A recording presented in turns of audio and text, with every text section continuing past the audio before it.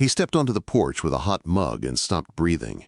A woman lay curled against his door, two children tucked into her like she was the last shelter on earth. Her eyes snapped open at once.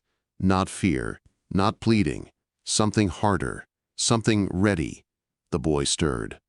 Thin, watchful. The girl slept on, her cheek pressed to the woman's chest. The woman did not beg. She only said, "We won't trouble you long, just till sunrise."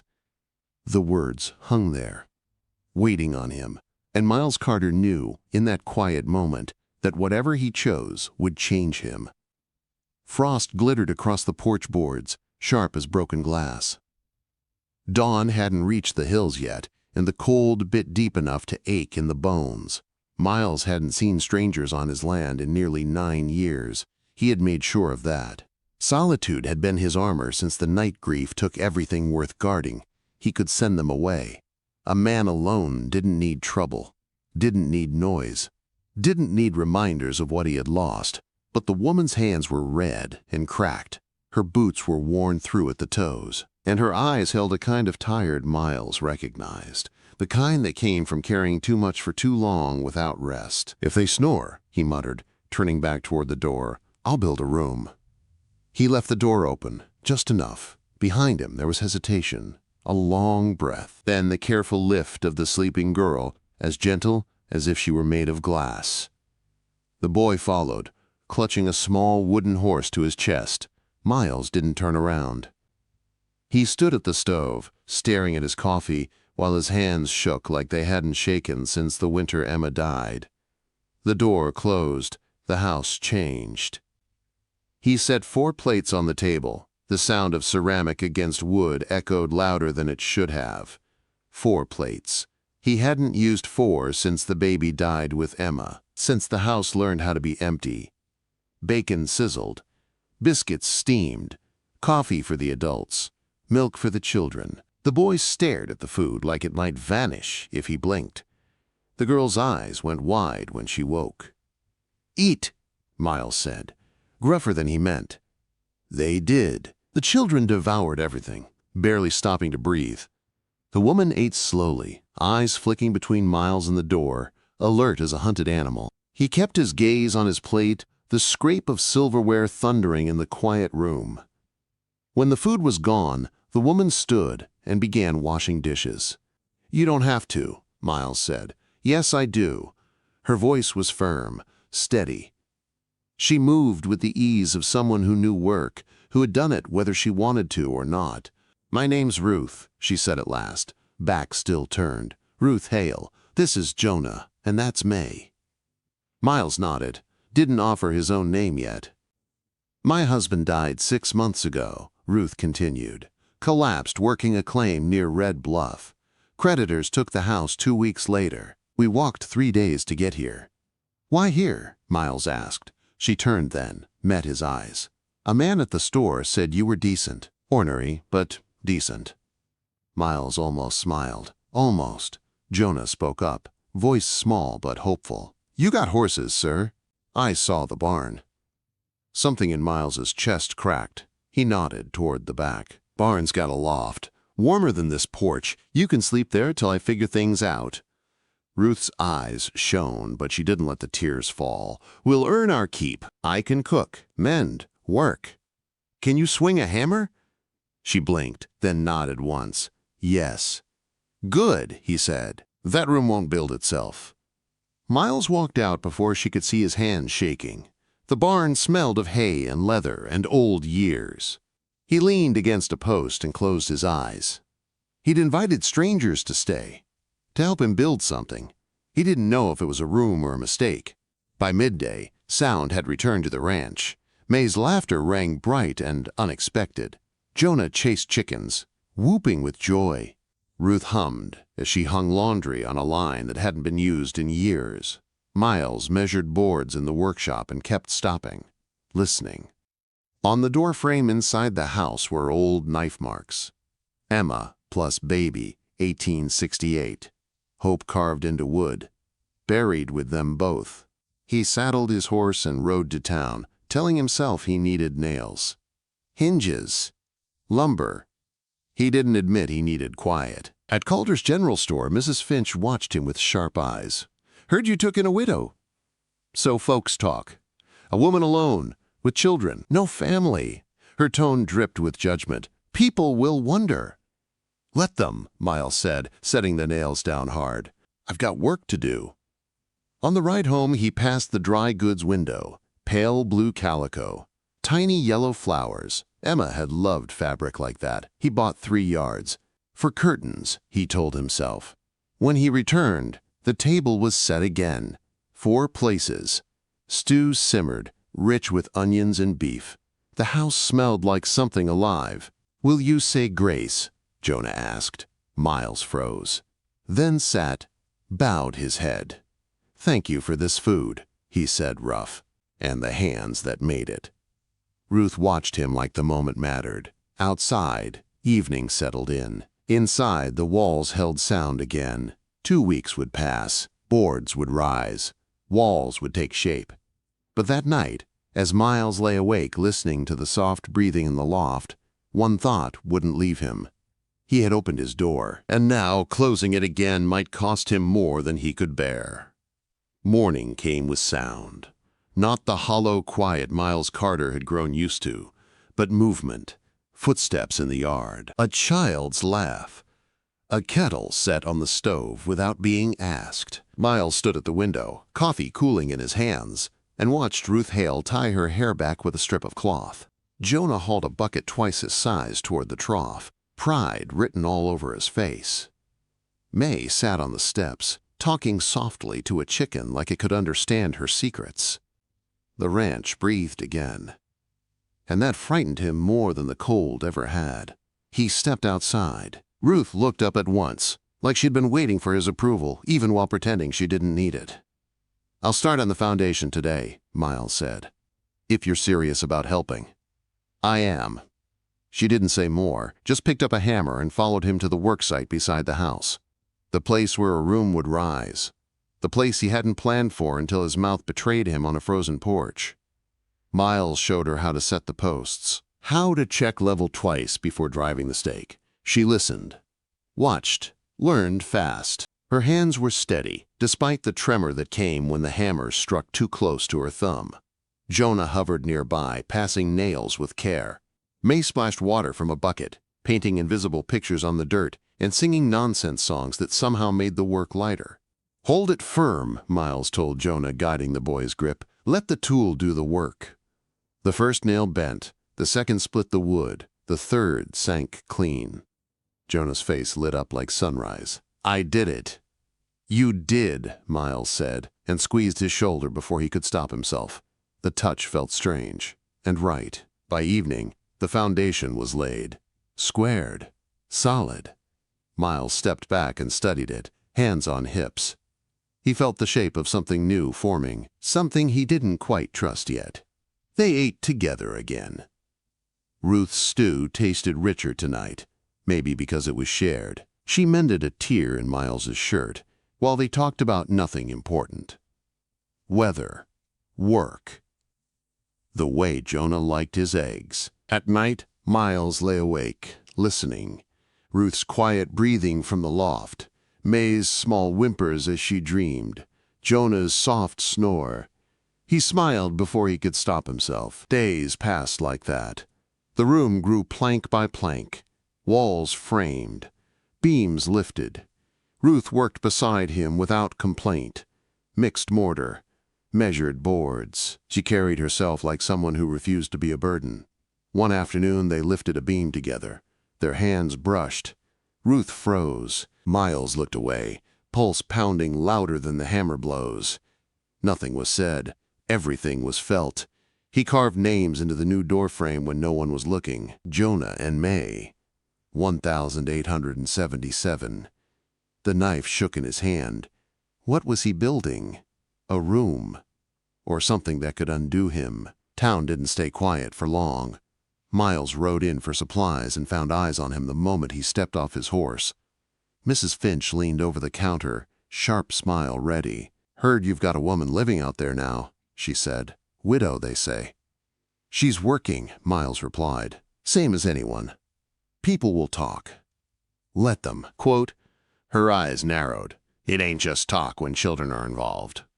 The words followed him out the door, followed him past the dry goods store, past the church, followed him all the way home. That evening, Ruth was quieter. Miles noticed the way she glanced toward the road, the way her shoulders tensed at distant hoofbeats. "What is it?" he asked. She hesitated, then spoke. "The preacher stopped by today, asked questions about the arrangement." Miles's jaw tightened. "We're doing nothing wrong." "I know," her voice dropped, "but they care more about how it looks than what it is."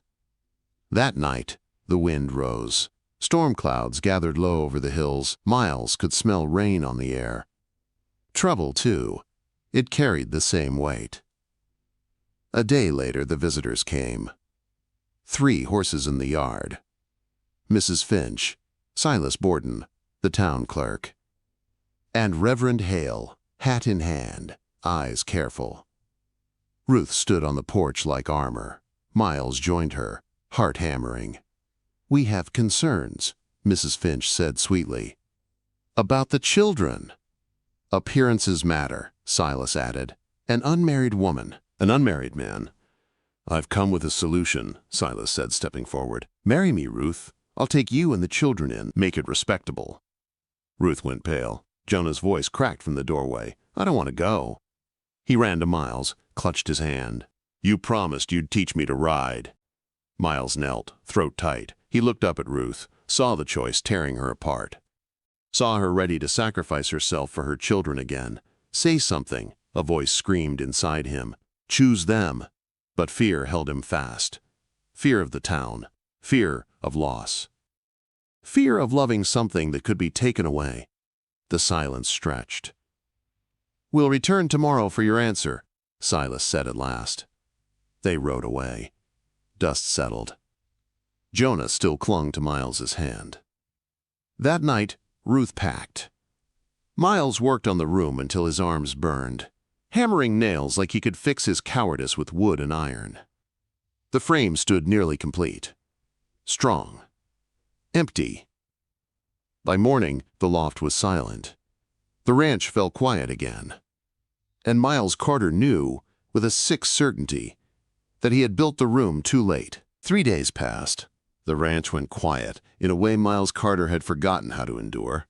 No small boots on the porch, no humming at the line, no laughter cutting through the stillness. Even the chickens seemed subdued, as if they sensed the absence of something vital. Miles sat alone in the half-finished room. The walls stood straight, the roof waited. Light slipped through the open frame and painted the floor in pale bars. The space smelled of fresh wood and old regret. On the shelf lay what they'd left behind. May's rag doll, missing one button eye. Jonah's wooden horse, the legs newly fixed by Miles's careful hands. Ruth's shawl, folded once, still carrying the faint scent of lavender and dust. He picked up the shawl and pressed it to his face. The room felt like a monument. Not to kindness, to cowardice. He reached for the whiskey, drank hard. The burn did nothing to quiet the voice in his head. Emma's voice came instead, soft, clear. From the last morning she'd been herself before the fever took her. "Don't let grief make you small. Live big. Love big." Miles hurled the bottle against the wall. It shattered. The sound was sharp, brief, useless. At dawn, he saddled his horse. The ride to town felt longer than it ever had. Every step echoed with what he should have done sooner. He found Ruth at the boarding house kitchen, scrubbing pans to earn her keep. She looked thinner, tired in a way that cut deeper than hunger. She turned when he entered. Her eyes widened. "Miles!" "I've been dead 8 years," he said quietly. "You and those children woke me up." Her hands trembled. "The town won't stop. They'll make our lives hard." "Let them," he said. "You belong on that ranch. All of you do." Tears spilled down her face. Jonah burst from the back room, wooden horse clutched tight. "You came for us." Miles dropped to his knees and wrapped the boy in his arms. "I should have come sooner." May followed, arms around his neck. "Can we go home now?" "Yes," Miles said, voice breaking. "We're going home." They left together. Whispers followed them down the boardwalk. Mrs. Finch stood stiff, disapproval carved into her face. Miles met her gaze and didn't look away. "Judge me, then." The wagon rolled back toward the ranch with the children tucked between them. Jonah pointed ahead. "Look." The room. It stood waiting, ready. The next morning, a wagon pulled into the yard. Then another, neighbors Miles hadn't spoken to in years, old Garrett, the blacksmith. A widow who understood loss too well. They came without asking, with hammers, with paint, with quiet resolve. Not everyone came, but enough did. They finished the room together. Shelves, whitewash, curtains of pale blue calico Ruth hung with careful hands. The children painted the walls. A yellow sun, a crooked horse, hope in uneven lines. By sunset, the room was whole. Reverend Hale stood in the doorway, hat in hand. "I owe you an apology," he said. Judgment spoke louder than grace. Ruth studied him, then nodded. "Thank you." They gathered inside. Miles stood beside Ruth, Jonah and May between them. The room felt warm, alive. "May this home be filled with love," the Reverend said. "However it's formed." Quote. That night, after everyone left, Miles listened. Soft breathing, a small snore. He smiled. Outside, the stars burned steady. Inside, the walls held. Miles stood on the porch long after dark, the same place where he'd found them once. Only now the boards were cluttered with boots and toys, and proof that life had returned. Ruth joined him, leaned against his shoulder. "What are you thinking?" "That the hardest things," he said, "are the ones worth building." She smiled. "Then let's keep building." They went inside together. The door closed. The room was finished. The family was just beginning. Spring came slow, then all at once. Snow pulled back from the hills like it was tired of fighting. Mud softened underfoot. Green pushed through places that had been brown and lifeless for years. Miles Carter woke one morning to a sound he hadn't heard since childhood. Snoring. Soft, uneven, human. He lay there for a long moment, staring at the ceiling, a smile forming before his eyes even opened. The sound drifted from the new room. Jonah's, most likely. Miles had learned the pattern already. Short breath, long breath, a pause that always made Ruth sit up and worry, even now. He rose quietly and pulled on his boots. The house smelled of coffee by the time he stepped into the kitchen. Ruth stood at the stove, hair pinned up, wearing one of Emma's old dresses. She'd asked first. Voice careful. Like she was afraid of stepping on memory. Miles had swallowed hard and said yes. It looked right on her. "Morning," she said softly. "Morning." That was enough. Outside, the ranch stirred. Jonah was already in the yard, brushing down the mare Miles had started trusting him with. His movements were careful, serious, like the task mattered. May knelt in the dirt nearby, patting down neat rows of soil in her tiny garden patch. Miles stepped onto the porch and watched them. The sight hit him harder than grief ever had. Because grief had been familiar, this was new. Fragile, something he could lose. He joined Jonah by the fence. "Check her hooves," he said. "Before you saddle." Jonah nodded, focused. "Yes, sir." Quote. "Call me Miles," he said, then hesitated. "Or whatever feels right." Jonah glanced up. "Can I call you Pa?" The word landed heavy. Miles didn't answer right away. He just rested a hand on the boy's shoulder and looked out toward the hills. "If you want," he said. Jonah's grin spread slow and bright. Life settled into a rhythm that surprised him. Work in the mornings, meals together, quiet evenings by the fire. Ruth and Miles worked side by side, mending fences, repairing tack, sharing the easy silence of people who didn't need to fill every moment with words. They talked sometimes. Not about the future. Not yet. About weather. About chores. About Jonah's questions and May's stories that wandered nowhere and everywhere all at once. At night, when the children slept, Ruth would sit by the hearth, hands wrapped around a mug, eyes lost in the flames. One evening, Miles poured 2 fingers of whiskey and handed her the glass. "You don't have to talk," he said, "but I'll listen." She took a sip, winced. "My husband wasn't kind," she said finally. "Not when he drank." Quote, Miles's jaw tightened. "He hit me," she went on. "Not often. Enough. I stayed because I thought it was my fault. Thought I deserved it." "You didn't," Miles said. "How do you know?" "Because a man who raises his hand to his family isn't a man," he said. "He's a coward." Her breath hitched. She stared into the fire like she was seeing something long buried. "I ran when he died," she whispered. "The debt was real. But I ran because I was free. Does that make me terrible?" "Makes you human." Silence settled between them, comfortable, heavy. Later, Ruth spoke again. "The preacher's been watching.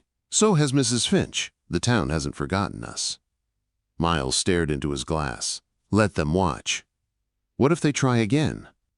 "For the children." His hand tightened around the mug. "They won't." "But if they do?" Miles turned to her then, really looked at her. "Then I'll stand in front of them."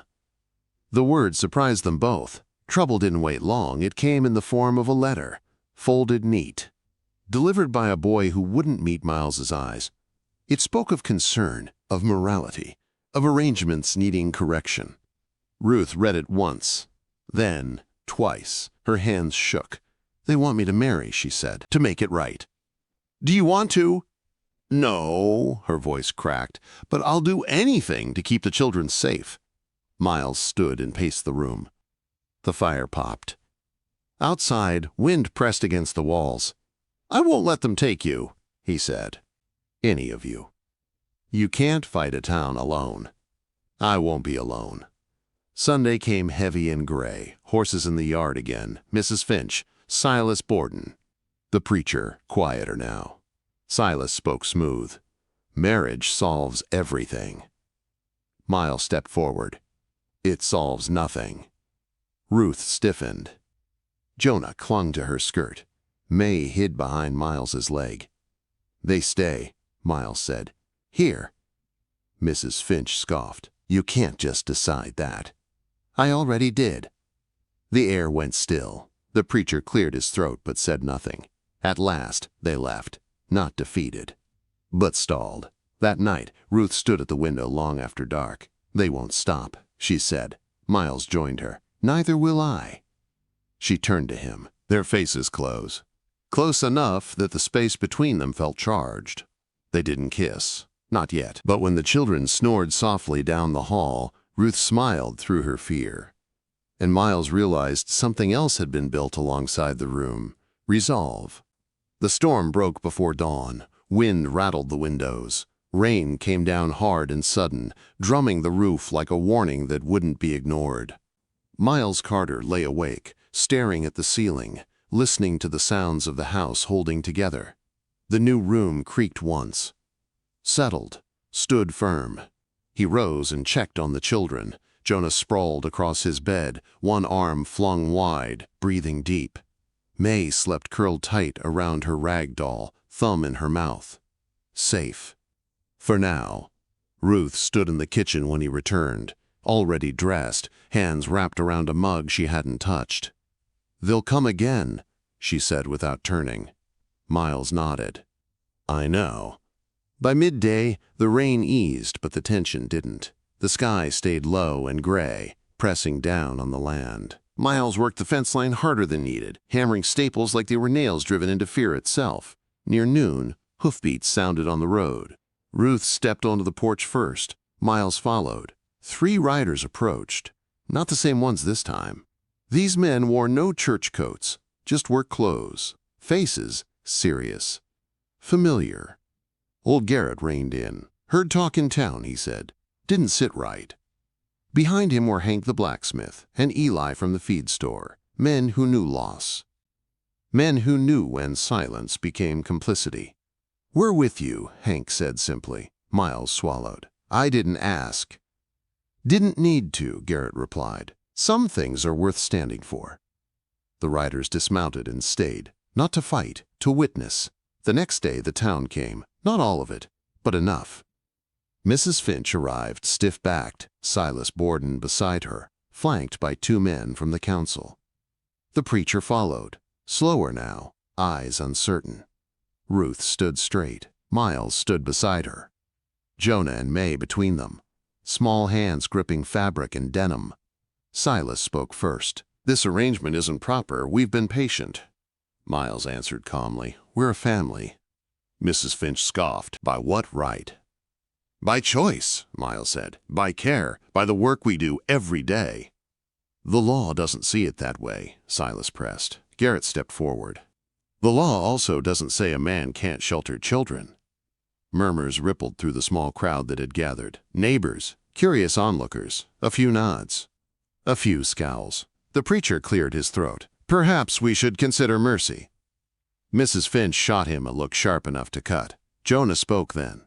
His voice shook, but he didn't stop. "He teaches me to ride. He fixes my toys. He reads to May when she's scared." May squeezed Miles's leg. "He's ours." The words landed hard. Honest. Impossible to ignore. Silas hesitated. The crowd shifted. Mrs. Finch stepped forward, voice cold.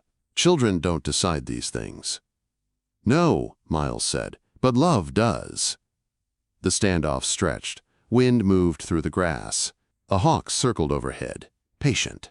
Finally, the preacher spoke again. "I won't be part of taking children from a home where they are loved."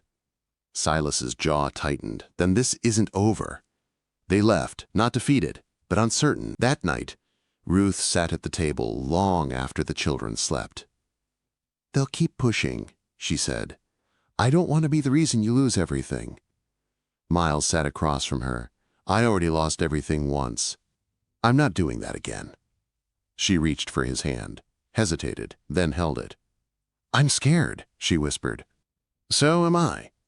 The next morning brought unexpected quiet. No riders, no letters, just sun breaking through cloud, warming the land like a promise. They worked together, ate together, waited.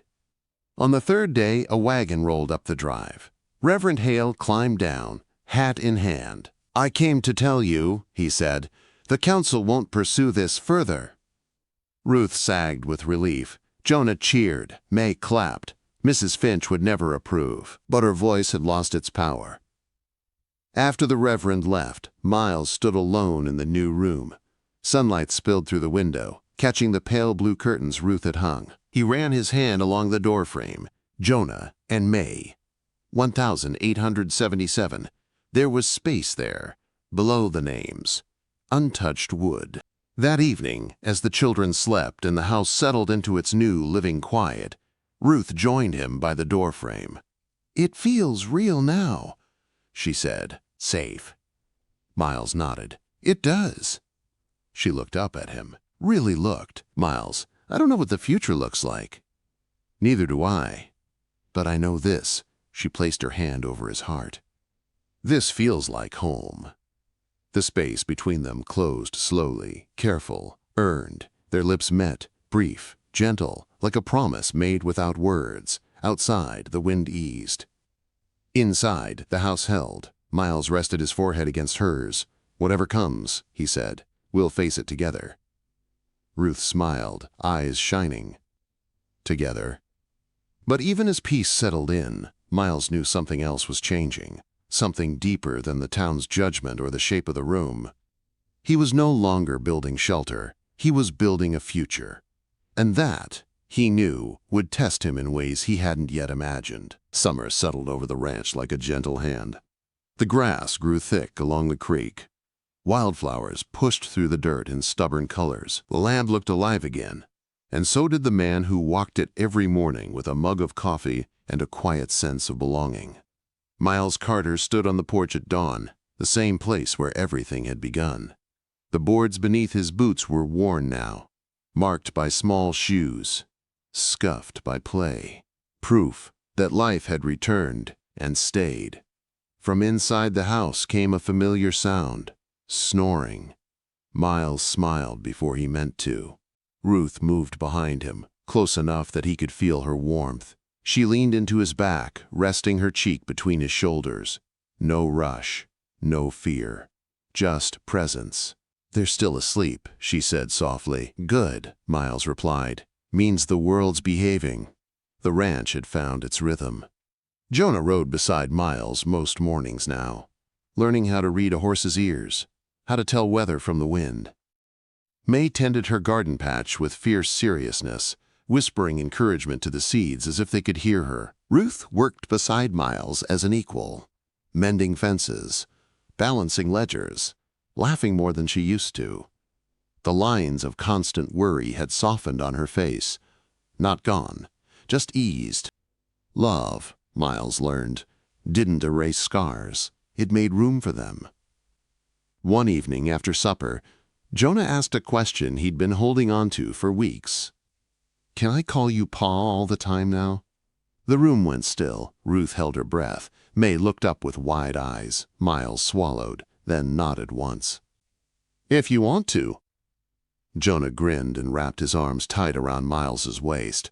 May followed, pressing in on the other side.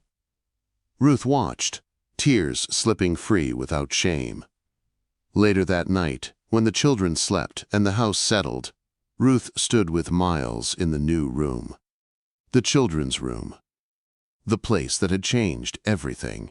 The walls were painted now, shelves full, a real stove in the corner, curtains catching the moonlight. Ruth traced the names on the doorframe with her fingers. Jonah and May, 1877. "You left space," she said quietly. Miles nodded. "Didn't know if I was allowed to hope." Quote. She turned to him then, steady, certain. "You are." They married that fall, quiet, no fuss, no spectacle, just a few neighbors who mattered. Old Garrett stood witness. The preacher spoke simply. Jonah held the rings with hands that trembled from excitement. May scattered wildflowers down the aisle, proud as any queen. When Ruth said yes, Miles felt something settle deep inside him. A peace he hadn't known was possible. The town never fully changed. Mrs. Finch still looked away when Ruth passed. Some doors stayed closed, but others opened, and those were the ones that mattered. Years passed. The doorframe gained more marks. Birthdays, heights, laughter carved into wood. The ranch grew louder, fuller, richer. Miles added another room when the snoring grew too crowded. Then another, each built with care, each filled with life. On quiet evenings, he still stood on the porch, listening. To voices, to footsteps, to the sound of a house doing what it was meant to do. One night Ruth joined him, resting her head on his shoulder. "Do you ever think about that morning?" she asked. "When you found us here?"